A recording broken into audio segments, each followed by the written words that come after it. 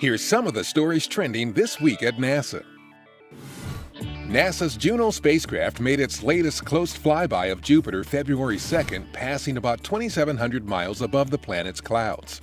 This was the fourth close flyby since Juno began orbiting Jupiter last year on July 4th.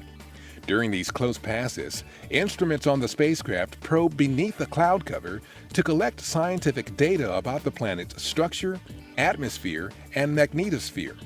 This information could help us better understand the planetary systems being discovered around other stars. From Jupiter to Saturn, where the Cassini spacecraft has returned some of the closest, most detailed images of that planet's outer ring system. Cassini is in the ring-grazing phase of its mission, during which its orbital path repeatedly takes it through the gap between Saturn and its rings. This will continue until late April, when Cassini begins its final phase. According to findings announced January 30th, NASA's Fermi Gamma Ray Space Telescope has identified the farthest gamma-ray blazars observed to date.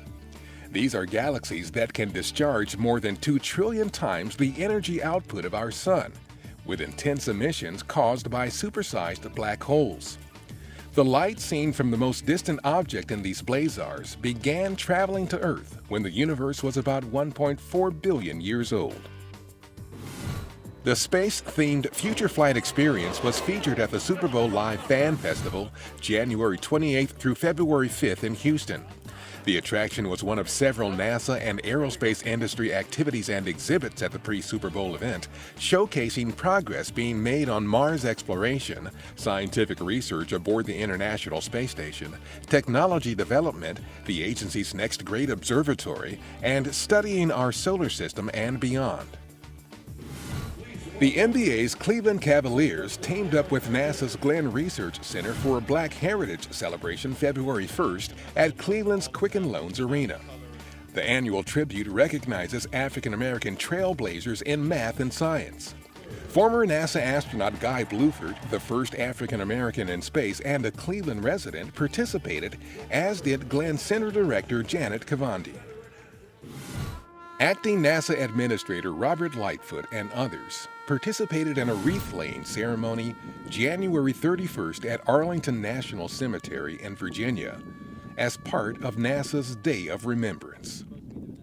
Each year, the agency pays tribute to the fallen astronauts of Apollo 1, Space Shuttles Challenger and Columbia, and other members of the NASA family who lost their lives supporting the agency's mission of exploration and discovery. And that's what's up this week at NASA. For more on these and other stories, follow us on social media and visit www.nasa.gov/twan.